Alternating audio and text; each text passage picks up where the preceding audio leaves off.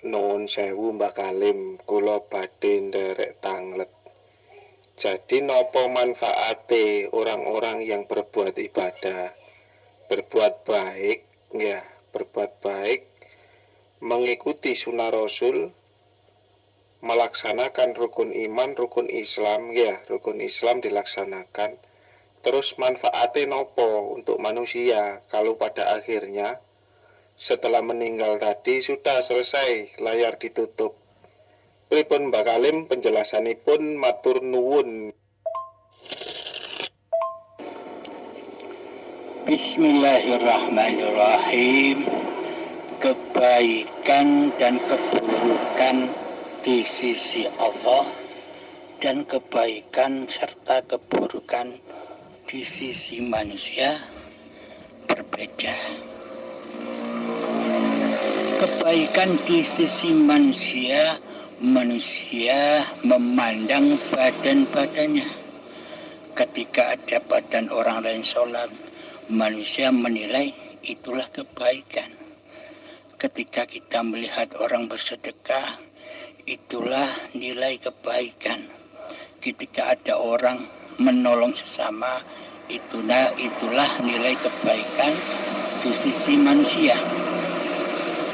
Demikian pula dengan hal-hal yang buruk.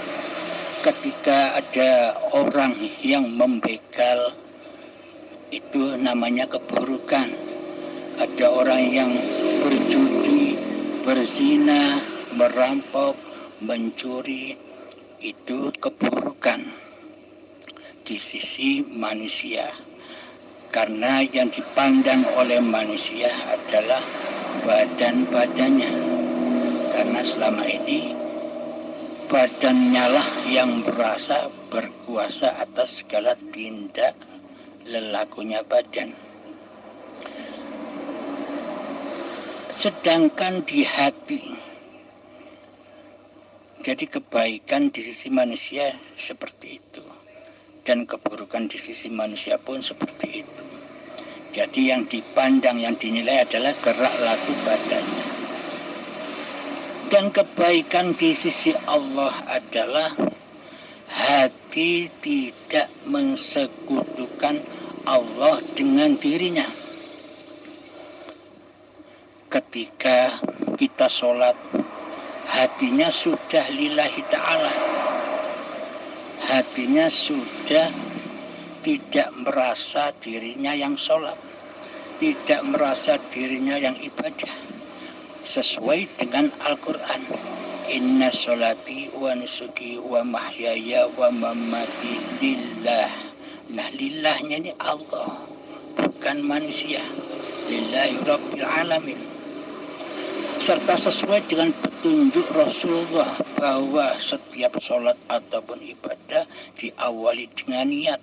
Agar apa? Agar bisa menembus pintu akhirat, yakni bertemu dengan Allahnya di alam lillah. Itulah tuntunan Rasulullah. Sedangkan selama ini meskipun kita sholat, meskipun kita ibadah, akan tetapi hati kita mensekutukan Allah dengan diri kita. Jadi selama ini praktek hati kita bukan lillahi ta'ala, akan tetapi linafsi. Itulah hakikat keburukan di sisi Allah. Meskipun kelihatannya badan-badan ini beribadah ataupun sholat, akan tetapi hati kita selama ini mensekutukan Allah dengan diri kita. Yakni kita akui semua apa yang bukan hak kita. Hidup itu Allah. Tanpa adanya hidup, apakah ada lelakunya manusia? Tanpa adanya Allah, apakah manusia bisa bersyariat? Sedangkan syariat itu hakikatnya adalah syariatullah, bukan syariatun nas. Terbukti di dalam segala niatan-niatan ibadah dan sholat diperintah menemui Tuhannya lewat niat-niatnya. Yakni di ujung kalimat niat ada lillahi ta'ala. Jadi pada intinya jangan engkau akui sholat dan ibadahmu. Karena semua itu aku yang mempergerakkan. Aku yang agawe. Begitu sobat. Bagaimana mungkin kita berharap pahala kepada Allah? Bagaimana mungkin kita berharap surga kepada Allah atas seluruh ilmu dan amal kita? Sementara ilmu dan amal ini bukan milik kita. Kita hanya diperjalankan. Subhanalladzi asra bi 'abdihi. Subhanalladzi maha suci Allah yang memperjalankan asra bi 'abdi, hamba-hambanya. Allah lah yang memperjalankan seluruh manusia. Mana mungkin kita meminta imbalan atau pahala dari apa yang bukan kita yang mengerjakannya. Maka dari itulah Kanjeng Nabi Muhammad menuntun kita semua di dalam seluruh niatan harus lillahi ta'ala. Jadi hati dan praktek aplikasi hati harus sinkron lillahi ta'alanya. Akan tetapi selama ini kita melenceng jauh dari lillahi ta'alanya. Kita tersesat selama ini kepada linafsi. Akhirnya seluruh ibadah dan sholat kita terbakar di dalam hawa nafsu kita sendiri. Selama ini kita tidak menyembah Allah, melainkan mentuhani diri kita sendiri atas ilmu dan amal kita. Monggo resapi sobat-sobat. Lalu ibadah dan ilmu apakah yang Anda andalkan di hadapan Allah, sedang Anda sendiri tak punya ilmu dan tak punya gerak? Bagaimana? Tujuan seluruh ibadah dan sholat itu bukan hanya untuk pahala dan surga saja. Ibadah dan sholat itu akimis sholali zikri, dirikan sholat, cecekno sholat itu hanya untuk mengingat aku, kata Allah. Mengingat bagaimana? Mengingat bahwa yang hidup, yang mempergerakkan di dalam ibadah dan sholat bukan diri kita sendiri, yakni seluruhnya Allah. Disuruh ingat untuk bahwa ini bukan milikmu, akan tetapi milikku, kata Allah. Shadaqallahul azim. Rewo-rewo monggo dilanjut, kula tak ndeprok gantian. Iya Mbak Kalim, dari keterangan panjenengan yang panjang itu matur suwun sangat dan saya bisa menangkap intinya. Jadi yang saya tangkap bahwa penilaian Allah dan penilaian manusia itu berbeda. Berarti kalau saya tangkap intinya baik di mata manusia, jelek di mata manusia, belum tentu di mata Allah. Yang menjadi tolak ukurnya adalah lillahi ta'alanya. Berarti yang menjadi tolak ukurnya yang tidak mensekutukan Allah. Nah, berarti kalau tidak mensekutukan Allah itu baik di mata Allah, sedangkan yang buruk di mata Allah adalah yang mensekutukan Allah. Kinten-kinten ngaten nggih kirang lebihne Mbak Salim nggih. Masuk Mbak Salim, masuk ke logika saya, bisa tak terima itu. Bagus sekali itu. Ya kalau begitu kita nggak boleh menilai orang Mbak Alim ya. Meskipun itu tukang main, tukang mabuk, tukang zina, belum tentu itu masuk neraka disiksa sama Allah. Belum tentu di mata Allah itu buruk Mbak Alim ya. Sedangkan orang yang sholat jengkang-jengking itu belum tentu bagus juga di mata Allah. Dilihat dari niatnya lillahi ta'ala Mbak Alim ya. Berarti karena semua baik dan buruk itu yang menggerakkan Allah. Termasuk kita mampu sholat ini, Yang menyolatkan, yang membuat kita mampu untuk sholat itu Allah, Mbak Kalim ya. Kita ini nggak mampu apa-apa, nggak ada kita ini ya. Tergantung kita duduk di mana. Ketika kita duduk sebagai Tuhan, maksudnya ketika kita masih wujud diri nama manusia kita, diri manusia kita masih wujud, pasti kita memandang manusia-manusia yang lain, baik buruk atau kebaikan di sisi manusianya, melihat badan-badannya.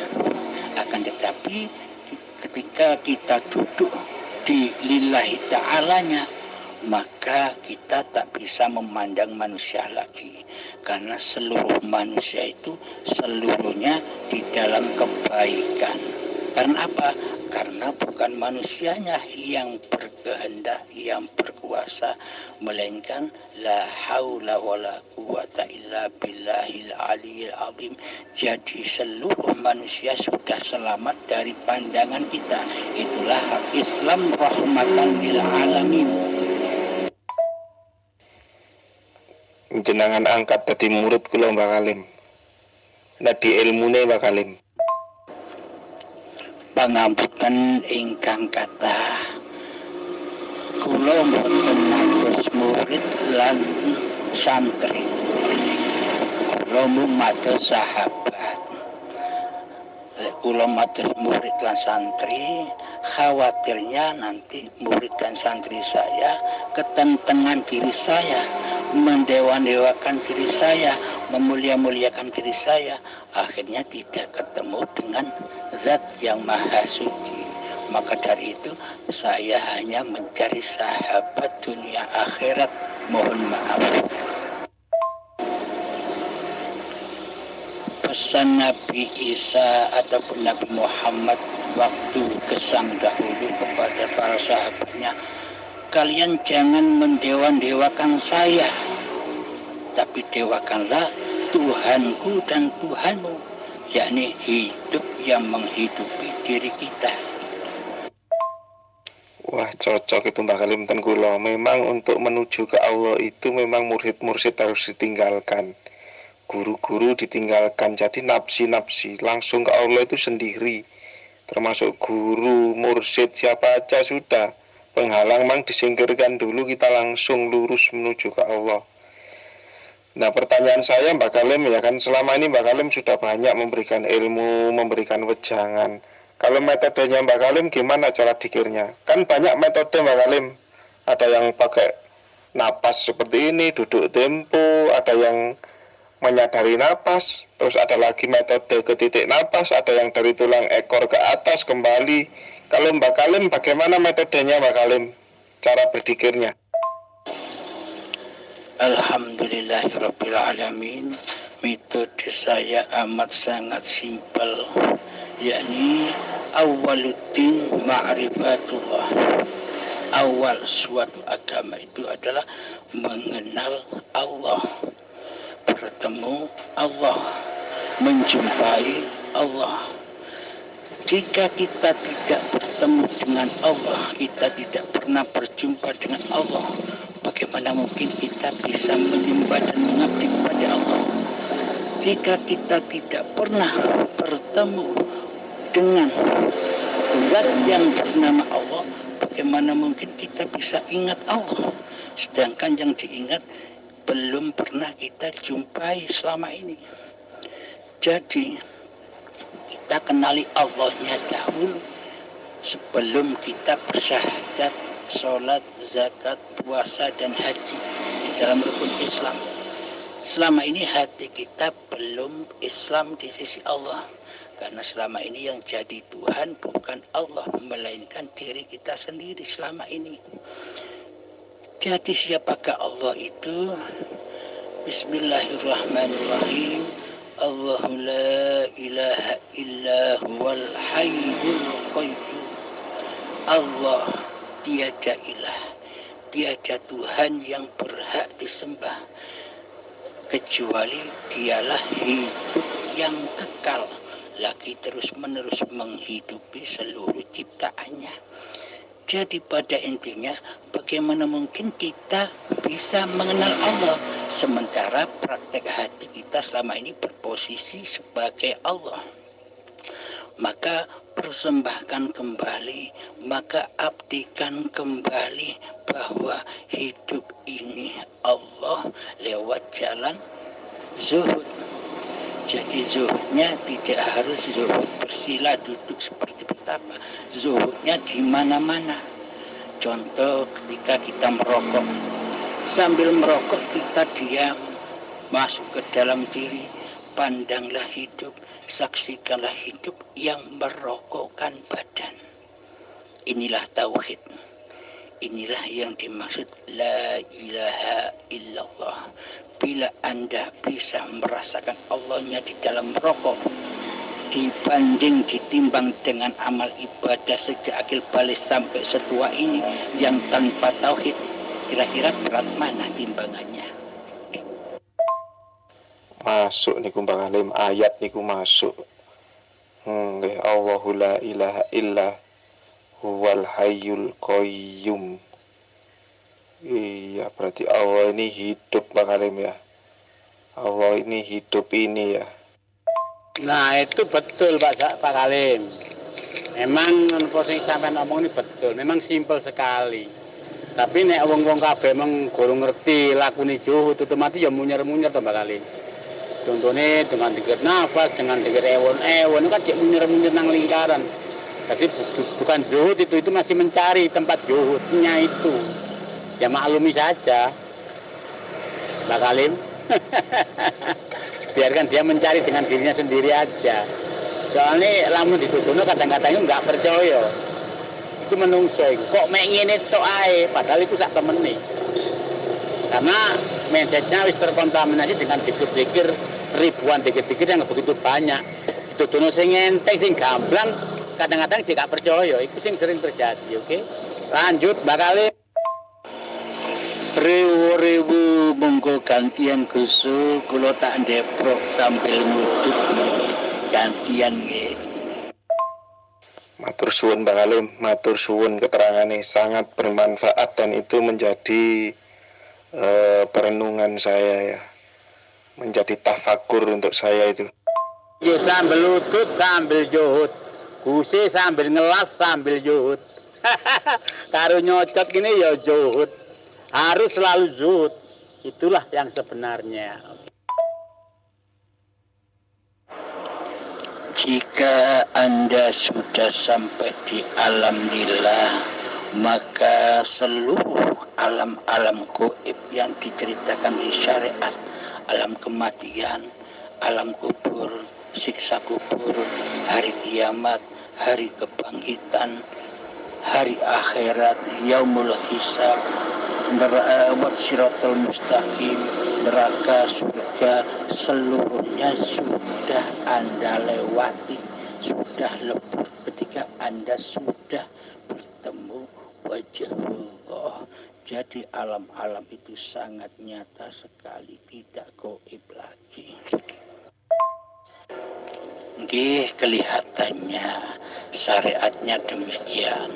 Akan tetapi jika Anda paham syariat itu milik siapa, manusia itu milik siapa, begitu kurang. Iya, itu untuk mempermudah itu Kang Hendrik ya lek dijerokno ya Allah kabeh. Metode Allah, sing duwe metode mang Allah. Mbak Halim gak duwe ilmu, sing duwe metode Allah. Karena Anda masih berposisi sebagai manusia, maka pasti melihat saya sebagai sosok manusia juga sama seperti Anda. Karena cermin di hati Anda masih manusia. Karena selamanya hawa nafsu manusia ini tidak rela dirinya ditiadakan. Karena selamanya iblis dan setan itu tidak mau sujud kepada Adam. Maksudnya Adam di sini bukan sosok manusia Nabi Adam ya, akan tetapi yang dimaksud Adam adalah selamanya iblis iblis dan setan, hawa nafsu manusia, dajjal ini tidak rela dan tidak ridho bila dirinya itu ditiadakan. Assalamualaikum warahmatullahi wabarakatuh. Tak ke masjid dulu, mohon undur diri.